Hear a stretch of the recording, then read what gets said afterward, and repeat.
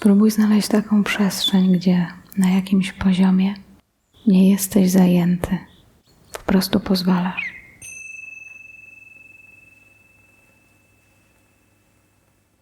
Porzucasz wysiłek, a jednocześnie jesteś przytomny.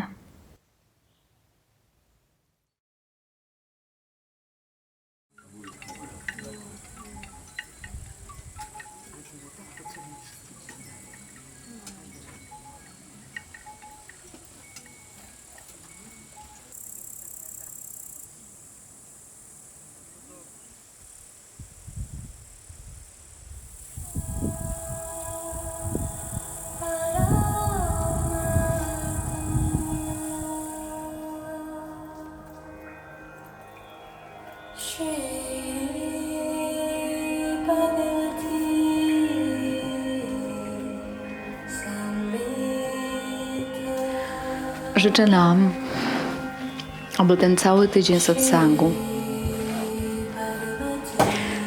sprowadzał nas do naszej prawdziwej istoty. Abyśmy używali wszelkich doświadczeń do tego, by zaprosiły nas do spotkania ze sobą.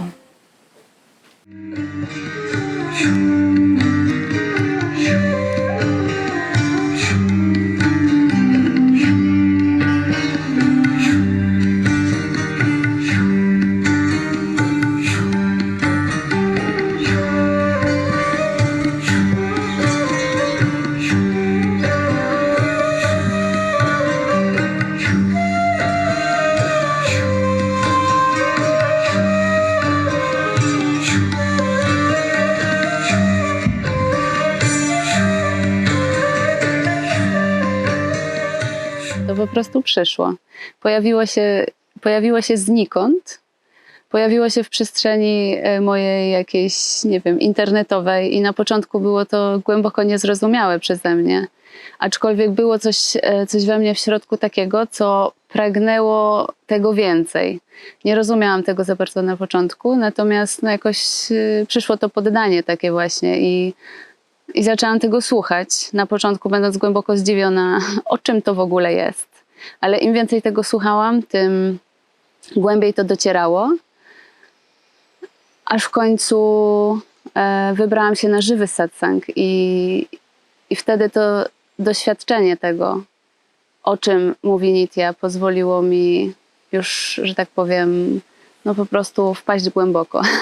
Spotkanie mnie z samym sobą w pewnym sensie i takiego coraz głębszego rozpoznawania tego, czym przede wszystkim nie jestem, co mi pozwala nie utożsamiać się tak bardzo z różnymi przekonaniami, które do tej pory uważałem za jedną, jedyną rzeczywistość.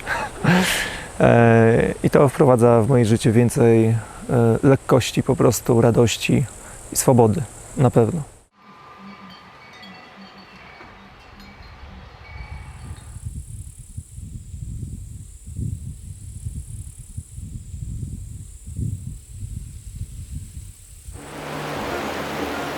Ta chwila dzieje się skąd? Wyświetla się tak. I patrz na nią. Bez napięcia, bez siły, bez zarządzania, bez ingerencji.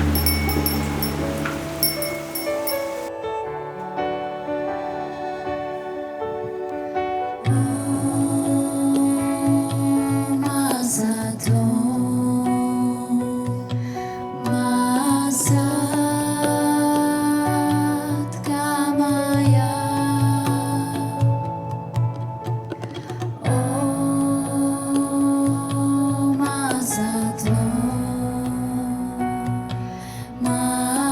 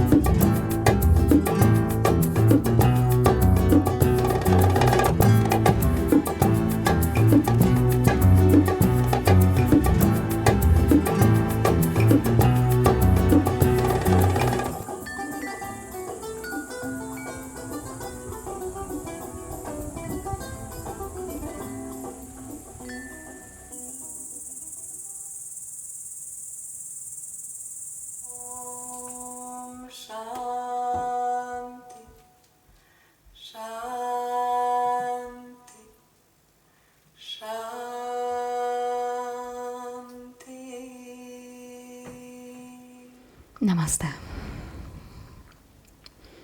Jak tam się macie?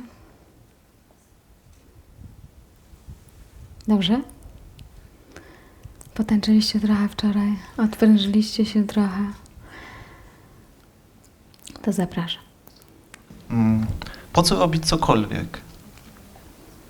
Ale co ty robisz w ogóle? Czy ktoś tutaj coś robi? To się dzieje.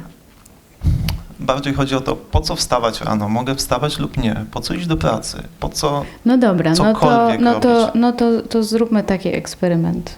Mhm. Po co? Bo to pytanie po co zawsze jest pytaniem z głowy. Zobaczymy, czy zaraz ty zrobisz swoją myśl. Czy to ty robisz oddech teraz? Nie. Nie robisz oddechu. Robisz myśli?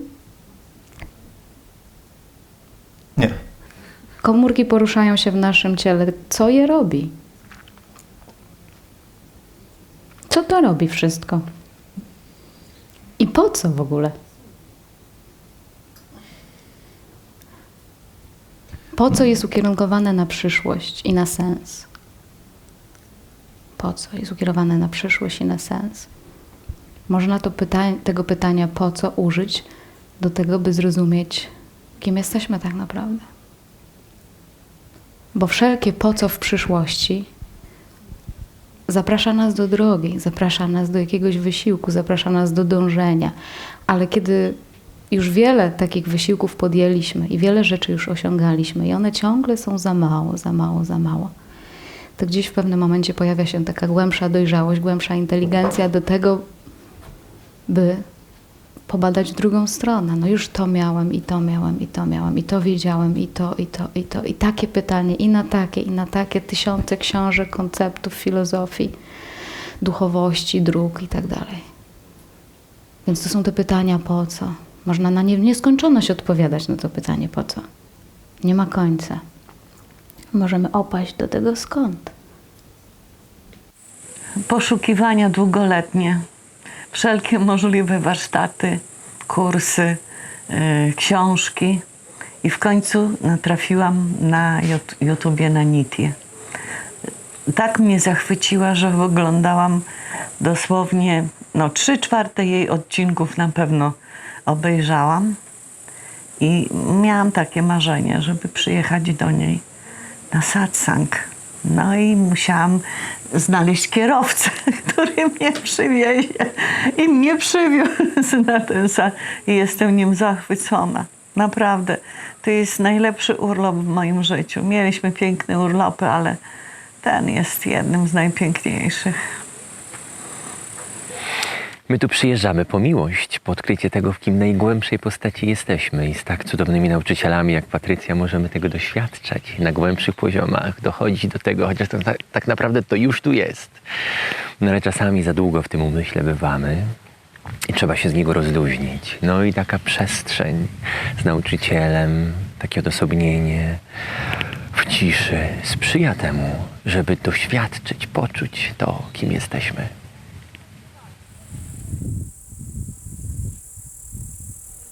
Jestem teraz w takim miejscu, gdzie jeszcze, tak jak Nitya używa często takiego porównania o wyhamowywaniu się umysłu, jak jadącego auta, to czasem czuję, że stoję, a czasem, że jeszcze hamuję. Ale jest to nie do opisania. Trudno jest to ubrać w słowa. To jest tak, jak Nitya mówi też, koniec wszystkich historii. Bo wszystko, co tak naprawdę umysł chce zinterpretować, jaki ton temu nadać, jest ograniczeniem tego. Nie da się tego ogarnąć. I każde słowo, które na ten temat pada, jest kradzieżą tego też.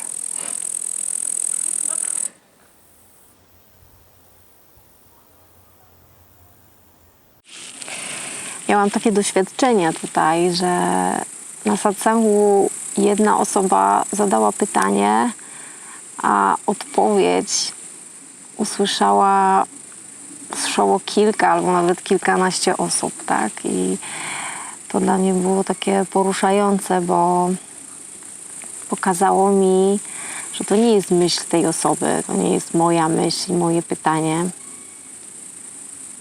że te nasze myśli są takie uniwersalne. One po prostu przychodzą i odchodzą. Pytanie było i się gdzieś rozmyło i go nie ma. I przyszło mi takie poczucie, że ja nie jestem tą myślą, że nie jestem umysłem. I to jest takie uwalniające.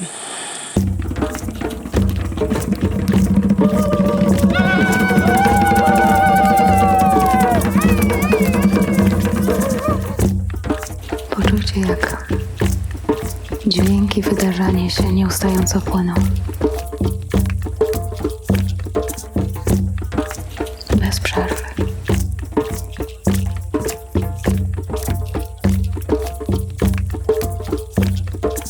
I rozpoznajcie miejsce tu, z którego je widzisz, doświadczasz.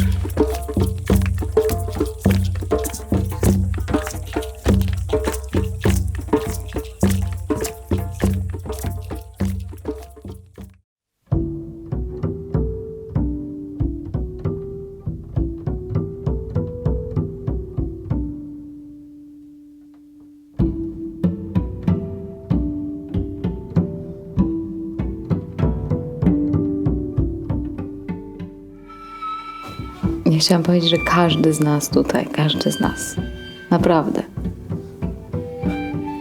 jest elementem tego spotkania. Tak samo każdy z was jest tu potrzebny. Każdy. Nikt nie jest mniej. Naprawdę. Każdy z was jest ważny i bądźcie dla siebie też ważni w taki sposób. Jesteście pełnym, każdy z was jest pełnym uczestnikiem tego spotkania, tego satsangu. Patrzeć w ogóle na was.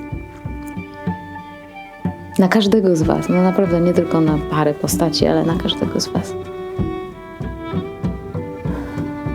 Jest to taki zaszczyt i piękno, naprawdę piękne spotkania. Także ja przede wszystkim dziękuję nam wszystkim tutaj, każdemu z osobna, naprawdę. Bo każdy z was jest ważny. I każdy z was jest niesamowity i piękny.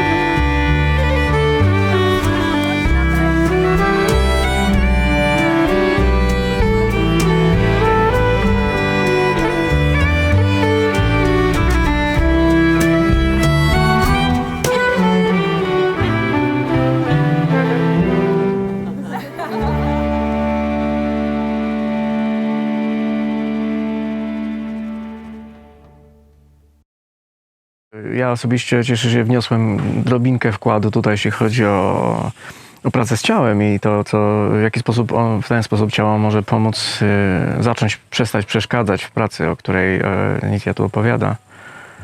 Natomiast kolosalną korzyścią dla mnie jest to zauważenie, że ja się jednak z moim życiem i moimi poglądami i moją odmiennością wpisuję w cholerne, autentyczne tło, które daje przestrzeń wszystkiemu i nie wyklucza nikogo, kto chce przestać dramatyzować na własny temat i zacząć żyć. Dodaj, że wziąłeś laptop, żeby będzie się zajmował komputerem albo jeździł na rowerze, a nie chodził na zajęcia. Tak, że może jakoś to przeżyje. Przejechał 420 kilometrów, no to chciał jakoś spędzić czas.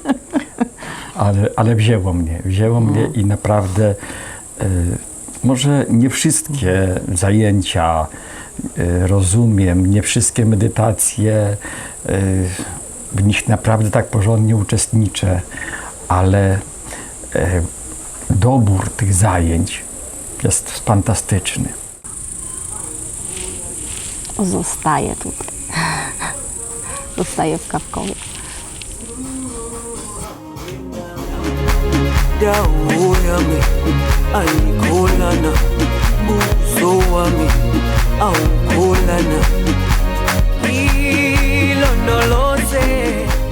Odróżnica jest w Tobie stałe, cochwilowe. Poczuj to bezpieczeństwo. Żywy kontakt z pustką, z tym bezpieczeństwem da Ci ogromną siłę, również psychiczną, również życiową.